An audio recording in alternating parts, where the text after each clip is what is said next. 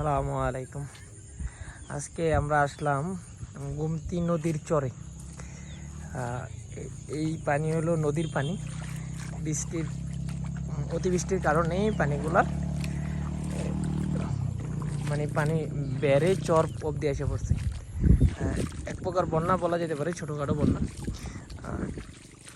এক সময় ছোটোবেলায় আমরা 2008-10 সালের দিকে এই পানি অনেক বাড়তো, একদম আইলের বরাবর হইতো পানিগুলা। এত বেশি পানি হইতো, এই গ্রামের মানুষ, আশেপাশের গ্রামের মানুষরা খুবই আতঙ্কিত থাকতো যে কখন নদী ভাঙন হয়। এ নিয়ে খুব আতঙ্কিত থাকতো, এমনকি আমরাও খুব আতঙ্কিত থাকতাম, অনেক ভয় লাগতো।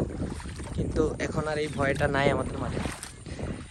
এখন মানুষ খুব সাহসী, আর বহু বছর হলো খুব বড় ধরনের বন্যা বা নদীতে অনেক বেশি পানি হয় না, খুব বেশি পানি হয় না। পানি হইলেও খুব দ্রুত নেমে যায়। আর এত সুন্দর একটা দৃশ্য।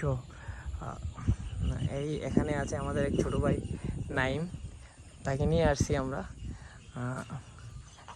আর এই গ্রামটা, এদিকটা অনেক সুন্দর। এখানে আমরা আগে ফুটবল খেলতাম, ফুটবল খেলার মাঠ ছিল। এখন এটা কি নদী? এটা এটা অনেক গর্ত না? যাক, আল্লাহ বাঁচাইছে, আমি গর্তে চলে যাচ্ছিলাম। আসলে আমাদের গ্রাম, এটাই আমাদের গ্রাম। গ্রামের যে এত সুন্দর, আমি আসলে এই জন্যই বারবার গ্রামে আসি, প্রতি মাসে একবার। আসলে আমার গ্রামে থাকা হয় না। এত সুন্দর গ্রাম ছেড়ে শহরে থাকা এটাও দুর্ভাগ্যজনক। এত সুন্দর একটা গ্রাম, যে সন্ধ্যার সময় এত সুন্দর দৃশ্য খুব কম গ্রামেই চোখে পড়ে।